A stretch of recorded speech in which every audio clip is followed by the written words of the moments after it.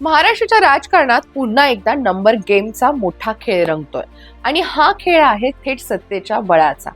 12 मे 2026 रोजी विधान परिषदेच्या 9 जागांसाठी मतदान हे होणार आहे. पण ही फक्त 9 जागांची निवडणूक नाहीये, तर ही आहे वर्चस्वाची लढाई. कारण सध्याचं चित्र हे जवळपास स्पष्ट आहे. 9 पैकी 8 जागा या महायुतीच्या खात्यात जाण्याची शक्यता आहे, तर अवघी 1 जागा ही महाविकास आघाडीच्या वाट्याला येऊ शकते. पण राजकारणामध्ये जे दिसतं तेच घडतं असं नसतं. भाजप 5 जागा घेणार का? एकनाथ शिंदे गटाला 2 जागा मिळणार का? अजितदादा यांच्या राष्ट्रवादी काँग्रेसला 1च जागा मिळणार का? आणि सगळ्यात महत्त्वाचं म्हणजे उद्धव ठाकरे पुन्हा उमेदवार होणार का? या सगळ्या प्रश्नांमुळे ही निवडणूक ही अधिकच रंगतदार बनली आहे. याच निवडणुकीचा सविस्तर आढावा आज आपण आजच्या या विश्लेषणात्मक व्हिडिओमधून घेणार आहोत. नमस्कार, मी सायली नलवडे कविटकर आणि आपण पाहताय विश्लेषण वाईट. महाराष्ट्राची विधान परिषद ही राज्याच्या कायदे मंडळाचं वरचं सभागृह आहे. एकूण 78 सदस्य असलेल्या या सभेत 30 सदस्य हे आमदारांच्या मतांवरून निवडली जातात. यावेळी 13 मे 2026 रोजी 9 सदस्य हे निवृत्त होत आहेत आणि त्यामध्ये अनेक महत्त्वाचे राजकीय चेहरे आहेत. त्यामुळेच या निवडणुकीला विशेष महत्त्व प्राप्त झालेलं आहे. 2024च्या विधानसभा निवडणुकीनंतर राज्यात महायुतीकडे प्रचंड बहुमत आहे आणि याच बहुमतामुळे या निवडणुकीचं गणित हे पूर्णपणे त्यांच्या बाजूने झुकलेलं दिसतंय. सिंगल ट्रान्सफरेबल वोट सिस्टीममुळे कोटा आणि मतांचं अचूक व्यवस्थापन हे निर्णायक ठरणार आहे किंवा ते ठरतं आणि इथेच मोठ्या पक्षांची ताकद दिसून येते. या निवडणुकीमध्ये प्रत्येक उमेदवाराला जिंकण्यासाठी साधारणपणे 28 मतांचा कोटा लागणार आहे. भाजपकडे सुमारे 131 आमदार, तर शिवसेनेकडे 57 आणि राष्ट्रवादी काँग्रेसकडे सुमारे 40 आमदार आहेत.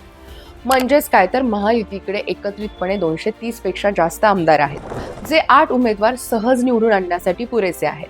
पण या उलट महाविकास आघाडीकडे सुमारे 45 ते 46 आमदार असल्यामुळे त्यांना एका जागेसाठीही संघर्ष करावा लागू शकतो. त्यामुळे सध्याच्या गणितानुसार 8 विरुद्ध 1 असं स्पष्ट चित्र दिसत आहे. पण मात्र क्रॉस वोटिंग किंवा अंतर्गत नाराजी यामुळे थोडाफार बदल होण्याची शक्यता नाकारता येत नाहीये. महायुतीतील सर्वात मोठा पक्ष असलेल्या भाजपसाठी ही निवडणूक अत्यंत महत्त्वाची आहे. भाजपला 5 जागा मिळण्याची शक्यता ही प्रबळ मानली जात आहे. मात्र पक्षांतर्गत इच्छुकांची संख्या मोठी असल्यामुळे उमेदवारी देताना संतुलन राखणं हे नेतृत्वासाठी मोठं आव्हान असणार आहे. प्रदेशाच्या सरचिटणीस माधवी नाईक, पुण्याचे पक्षाचे मॅनेजमेंट गुरु राजेश पांडे, मोहितेंना अंगावर घेणारे राम सातपुते, काहीच महिन्यांची आमदारकी मिळालेले संदीप जोशी यासारखी अनेक नावं ही चर्चेमध्ये आहेत.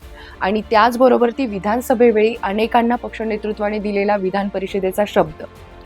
काही जागा अनुभवी आणि विश्वासू नेत्यांना दिल्या जाऊ शकतात, तर काही या नव्या चेहऱ्यांना संधी देण्यासाठी देखील वापरल्या जाऊ शकतात. याचबरोबर ती राज्यसभेच्या उमेदवारीतून वंचित राहिलेल्या नेत्यांनाही येथे संधी दिली जाऊ शकते. एकूणच काय, तर भाजपची रणनीती ही पक्षातील संतुलन राखत राजकीयदृष्ट्या जास्तीत जास्त फायदा करून घेण्याची असेल हे नक्कीच. पण पूर्व अनुभव लक्षात घेता भाजप धक्कातंत्रही राबवू शकतं. तर दुसरीकडे एकनाथ शिंदे यांच्या नेतृत्वातील शिवसेनेला या निवडणुकीमध्ये 2 जागा मिळण्याची शक्यता आहे. या 2 जागांपैकी 1 जागा ही नीलम गोरे यांच्यासाठी जवळपास निश्चित मानली जाते, कारण त्यांचा अनुभव आणि त्यांचा विधान परिषदेतील प्रभाव.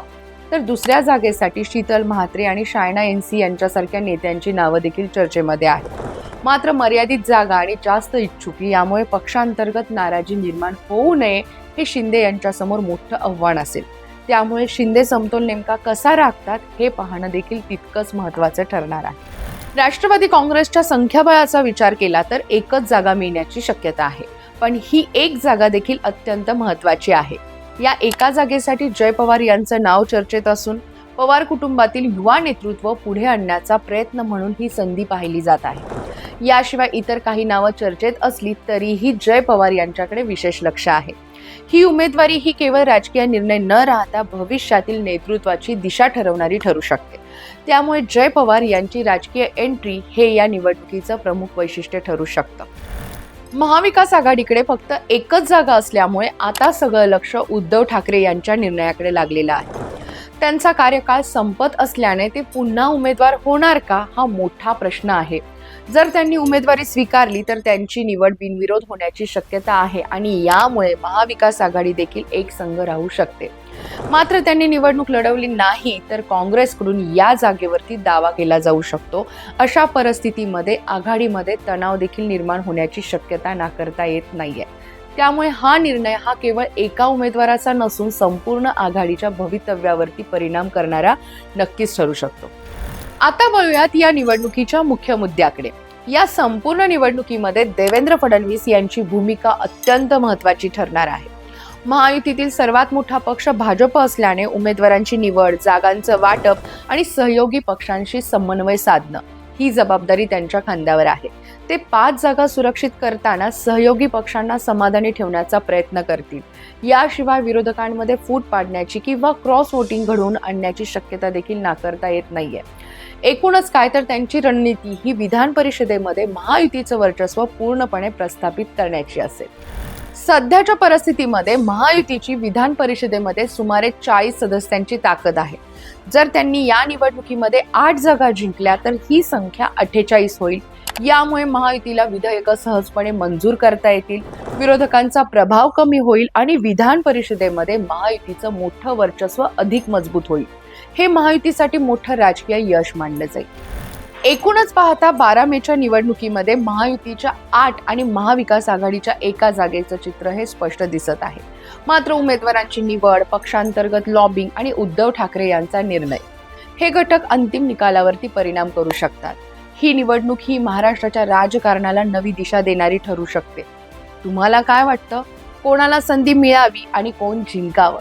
तुमचं मत कमेंटमध्ये नक्की सांगा. व्हिडिओ आवडला असेल तर लाईक, शेअर आणि सबस्क्राईब करा. जय महाराष्ट्र.